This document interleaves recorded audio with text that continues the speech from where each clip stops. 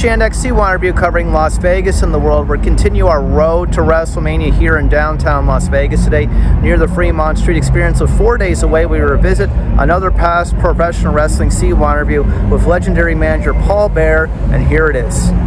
You're on CYInterview. This is Chris Shandak.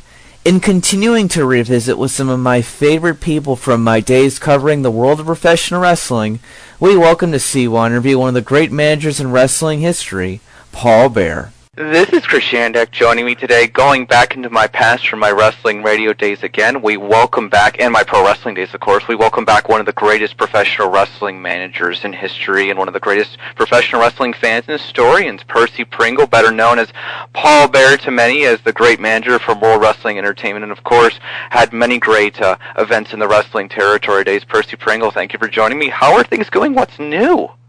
What a pleasure, Chris. When I got your email, I just I couldn't believe it. You know, it's been so long since we talked, and it brought back so many memories because we go way back. You were just in high school. Yep. When you first started, I first started talking with you, and I'd see pictures of you, and you little baby-faced kid with long hair, and my God, you've grown up, and I've got old. So that's what I've been doing, getting old. Well, let me just say more than anything to you, let's look at the current professional wrestling landscape, and you tell me where you think the industry is and where it's going. Well, I'm still involved, first of all. Let me put out some, because for people that don't know, that don't see me, I am still involved. I'm still under contract with WWE. I'm under a Legends contract with WWE, and I do things now and then with them, like WrestleMania, and go do signings, this, that, and the other. Plus, I work the independent organizations all around the country. I go out to L.A. once a month and do championship wrestling from Hollywood. We take 4 weeks of TV once a month out there. So, and some months I'm busy every weekend doing wrestling stuff. People think that Paul Bearer was fat behind, rolled up into a ball and buried in concrete, and they wonder what happened to him. But I'm telling you, I'm still busy. I stay as busy as I want. Fortunately, I turn down more invitations to do events than I take. Now that I have aged a little bit, I'm 58 years old, and I'm proud of it, and got 3 beautiful granddaughters, and people that know me, they're aware of my website, and you can put that out there. If some folks want to visit my website and see the old pictures, the old stories, and everything. But I'm still back to where I was talking to. I go out on these tangents. You know me. That was one of them. But I'm still as involved as I want to be. But as far as where we're at and where we're going, I know where we're at. Where we're going, I don't want to know. I really don't, because my God, I signed my first contract with WWE on December 22nd, 1990, and here we are in 2013. That's just, it's mind-boggling, because that's 23 years, and in my mind, I mean, it just went by like that, that quick. And if I would have been asked, and I was I get to ask this question all the time when I do interviews such as yours, back when I first started with The Undertaker, if I ever thought that, the gimmick would last this number of years. No way. He didn't either, and he don't. He would tell you the same thing.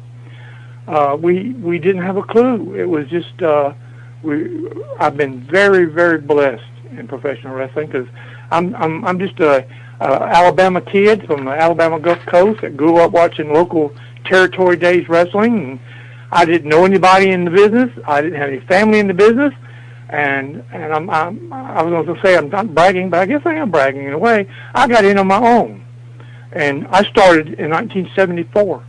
I first had my first wrestling. I started out wrestling as a wrestler in 1974. So we're looking at 2014. How many years will that be? I don't know if I want to do the math or not, Chris. But as far as where we're going, I don't know. You know, and I don't think about that very often because I don't know where they're going. I know that I'm going to be around wherever they go.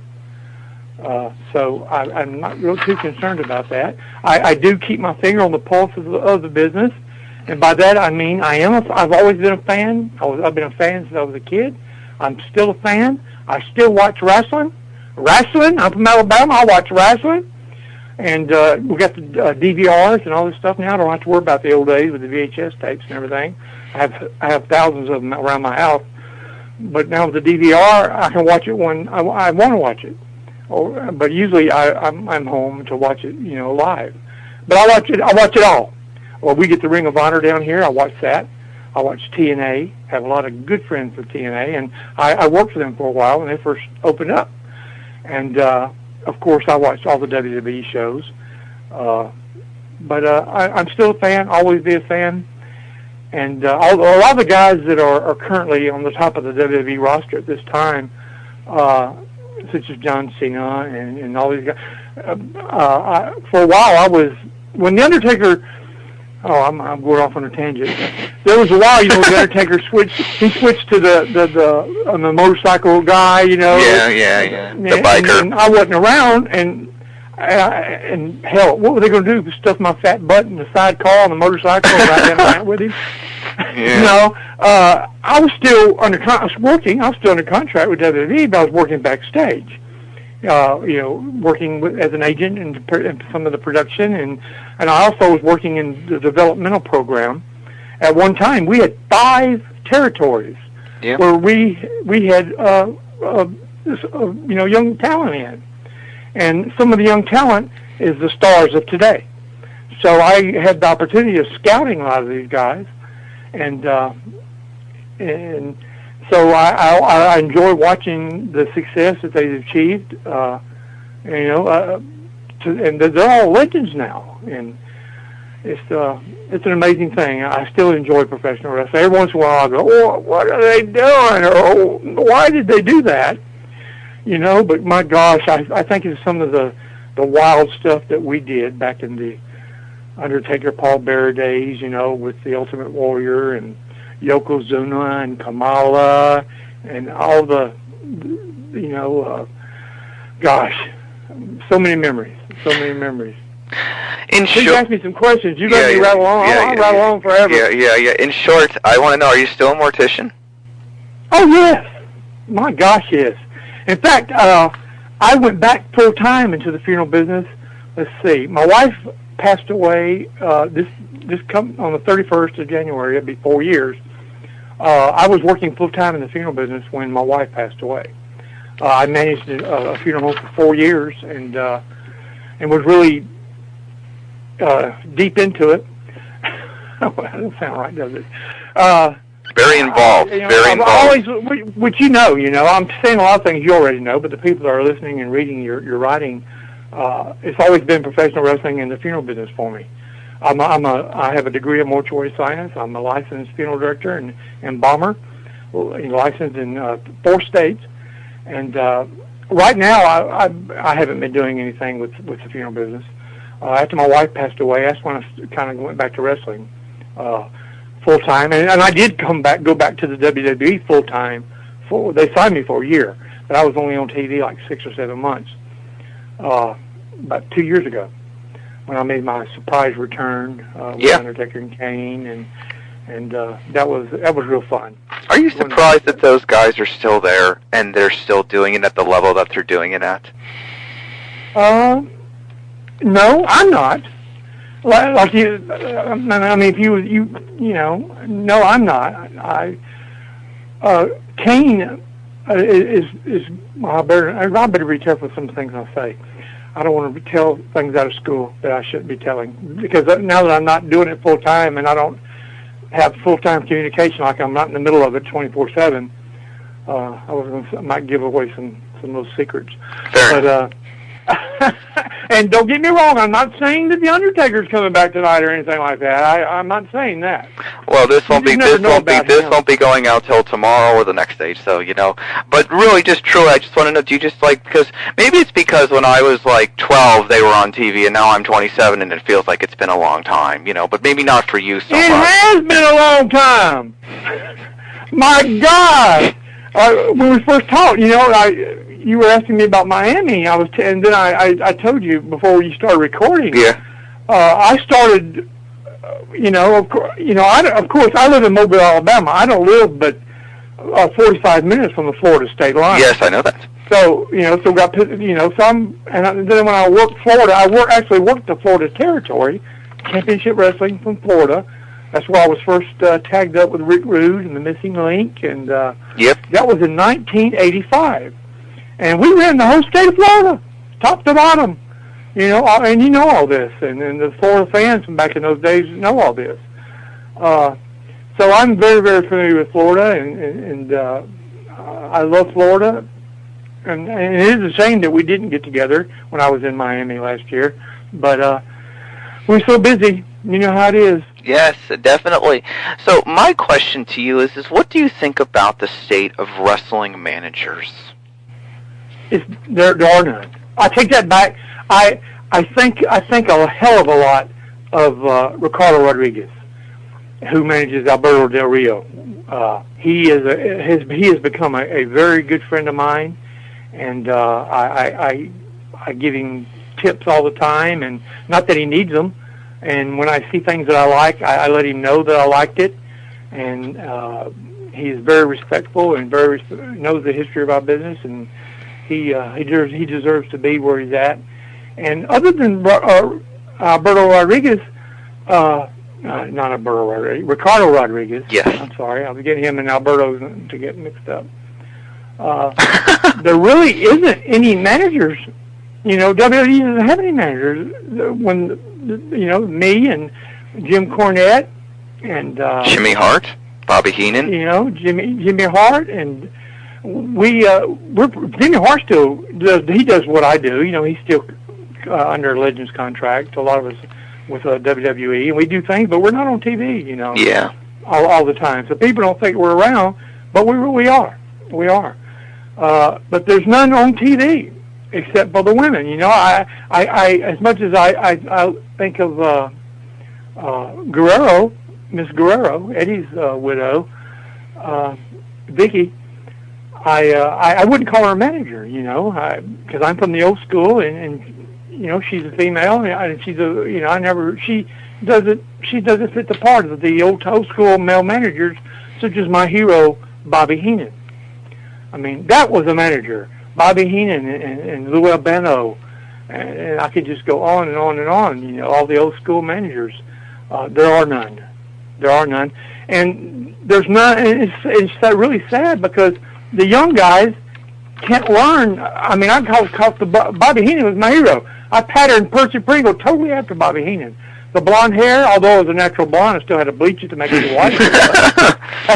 The outfits and everything, it was all Bobby Heenan. And there wasn't any cable TV and stuff back in those days. And so I could get away with it, looking just like Bobby Heenan and acting, talking like him and all that stuff. And gosh, thank God for Bobby Heenan. I love Bobby Heenan. God bless him. He's battled cancer for so many years. Yeah. But he's still with us, and I love him and his family dearly. We've spoken with Bobby as much as I've spoken with you. Bobby used to be on my radio program as much as you were back in the day. I'd love to talk with you about another guy who was on my radio program a lot back in the day, Mick Foley, who's going into the WWE Hall of Fame upcoming. You managed him, of course. Thoughts? That's how ironic. As I sat down and was waiting on your phone call, I clicked on Twitter, and Mick Foley had just put a tweet up about The Undertaker. Yeah. And he said the tweet was something about that he never heard a bad word said about The Undertaker in the WWF or WWE locker room. And I went back and answered the tweet and said, I used to talk bad about him all the time. So how ironic you bring Mick Foley up. I love him dearly. I had so much fun managing him when he was Mankind, because we was going against The Undertaker, For those years I was with The Undertaker, I was either with him or against him. because I only managed either The Undertaker, Kane, who we designed, and The Undertaker myself, you know. Yeah. Kane was our idea from the get-go, and we knew about the character before we found the person to portray Kane. And then when we discovered Kane, we went to Jim Cornette's Smoky Mountain Wrestling that he had in Tennessee and Kentucky, around through there. He had TV and all that, and we went in to do a few shows for Jim Cornette, and Kane was wrestling as Adam Bomb. And so naturally, as big as he was and everything, he was one of their stars, and Undertaker wrestled Adam Bomb, and anyway. The rest was history. And was Mick Foley the only other guy you ever managed? I'm not sure about that. Mick Foley, Undertaker, Kane, and Vader. And that was it? And that was the only ones I managed in the WWF, WWE in 23 years. Wow. And what do you remember about working with Foley, very quickly, before we move along? Just fun. We just had so much fun, because he wore that mask, you know, it covered half of his long hair and that mask and all that, and we were just like kids out there all the time. And I was the only one that could ever make the Undertaker laugh, and he could be laughing and nobody ever knew it. And the same with Mick Foley. We would be out there, and we all got paid to do this. Yeah. You know. You still get paid to do this. I got paid to. I've been all around the world. I performed in all 50 states, 28 countries, and I got a paycheck every week. Yeah. For doing what I loved since I was a little boy and getting to see the world. Yeah. No greater dream than that. My question, I wonder at this point in time, and I admit I haven't watched pro wrestling much in recent years, but how are you not in the WWE Hall of Fame yet? I don't understand that. You're one of the greatest managers in the history of pro wrestling. You should be. I get asked this all. I'm in no hurry. Mm-hmm. You know, and I'm not trying to sell. I'm trying not to brag. I really do. Yeah. Sometimes I come across like I'm bragging. I'm not. I know that I will. And so that's all I need to know. You know, whether it's next year or whether it's 5 years from now, I know the time's coming. I'm a member of the Cauliflower Alley Club. I don't know if a lot of you... I love that. The Cauliflower Alley Club is the Las Vegas yearly wrestling convention where all the great wrestling superstars of the past get together and their speeches, and every year they induct a few people, I believe, into their Hall of Fame, if I'm not mistaken. Well, this year, it's in April this year. This year I am receiving the Lou Thesz Lifetime Achievement Award. Well, congratulations. I'm excited. Cauliflower Alley Club. That's their second highest award that they give out. To put it in perspective, last year, Ricky the Dragon Steamboat received it. And this year, Paul Vera, Percy Pringle's getting it. Have you thought about your speech yet? No. I don't need to think about... Listen to me. My mouth... I talk... I don't know. You become a hell of a talker since you was a little boy. But you're a good talker, too. And once I get rolling, I don't stop. And I really... Like I told you when we first started, I don't know if the people know this. We're recording this on Sunday night, and the Royal Rumble starts in about 30 minutes. Yeah. And I'm going over to a buddy's house about 10 minutes away to watch the Royal Rumble. And I told you, so I kind of put a restraint on my mouth. But you're still exciting as can be. We're going to have 3 more questions for you. I would love to know, as you go to these wrestling independent shows, and you were talking about the young talent earlier, you know, I feel you have so much knowledge to give to the younger generations. Do you feel like an added responsibility to that? Do you feel like you've got so much to pass along? I do, and I enjoy it so much. I enjoy them coming to me and asking me to watch their match, and then asking me what I thought about it afterwards, and to tell them the truth and shoot straight with them, you know. And there's some real good young talent out there, man. It's WWE's cup overflows down at their developmental territory down in Tampa. I mean, they've got, you know, just umpteen wrestlers signed, young talent signed, and they're all really, really great in their own right, you know. So I don't see there's not an end to it, and all these young guys, there's wrestling all over the country, but people don't know about it because they don't have TV shows or anything like that. There's a few of them that do. But I don't know. Okay, I'm going to go off now on a tangent here onto a non-wrestling topic. Alabama, back-to-back national championships. I know you're a big fan of Alabama. Thoughts before I get into my last question, which I think you'll appreciate? My thoughts on Alabama? Yeah. Yep. My God, I have crimson running through my veins. Jeez.